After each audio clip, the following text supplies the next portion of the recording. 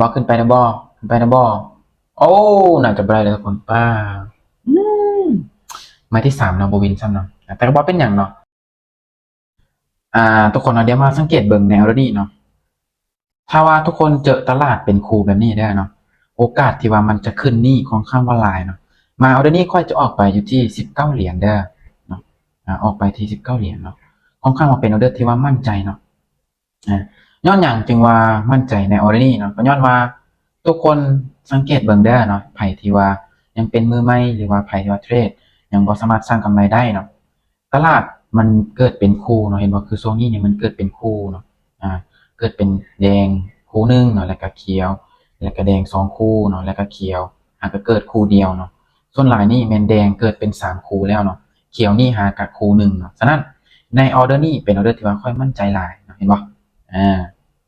มันจะมาออกอีก1 ออเดอร์แล้วทุกคนได้เนาะถ้าว่าแท่งเทียนนี่เนาะมันได้ออกหรือว่ามันได้เกิดเป็นแท่งเทียนคู่เนาะเราจะตามขายลงมาเด้อ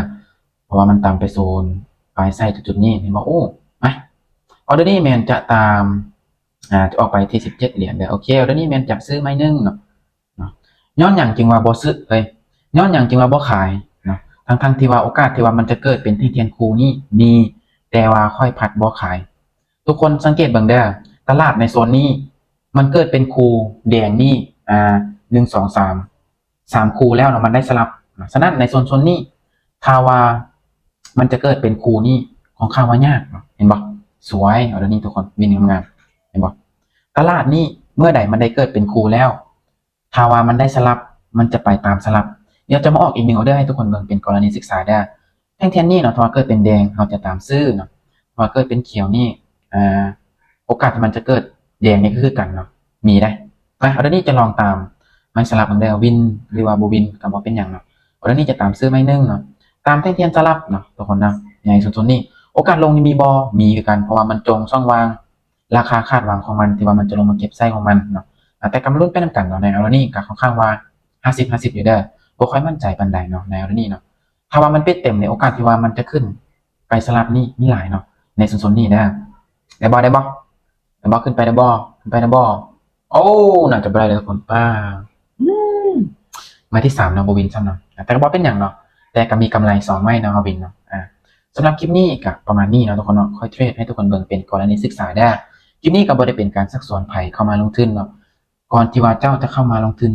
ให้เจ้าศึกษามันดีๆก่อนเนาะเพราะว่าการลงทุนนี่ล้วนจะมีความเสี่ยงเนาะฉะนั้นศึกษาหาความรู้ก่อนแล้วจะเข้ามาลงทุนได้อ่าเดี๋ยวมาเบิ่งเอาเรื่องนี้กันว่าจะวินบ่เนาะ พอได้กดซื้อขึ้นไปอีกเดี๋ยวตรงเดิมไม่สุดท้ายแล้วก็ไม่หนึ่งเลยเนาะวินออเดอร์นี่กับแมนยุดบวินกับยุดคือกันเนาะเพราะว่าการกำไรหลายได้เมื่อกี้นี่คนเอางบมา300เนาะปัจจุบันนี้ทว่าบวินออเดอร์นี่กันยังเหลือกำไร40 เหรียญเนาะก็ถือว่ายุดเลยเนาะกำไรซ้ำนั่นกับประมาณอยู่ล้านปลายโอ้ลงมาซ้ำเนาะน่าจะบวินแล้วเนาะในออเดอร์นี้ว่าจะได้ขึ้นไปได้บ่เพียงขึ้นได้เพียงเอานิ่งเลยโอเคสวยวินเห็นบอกทุกคนวินเสยเนาะโอ้ในความของคำว่าซ่าเนี่ยเนาะ วินแล้วทุกคนเนาะเขาออกมาซีออเดอร์เนาะวิน3 ผ่าน 1ถือว่าวินเลทอัตราการชนะของเทคนิคนี้กับใช้ได้ผลอยู่เนาะ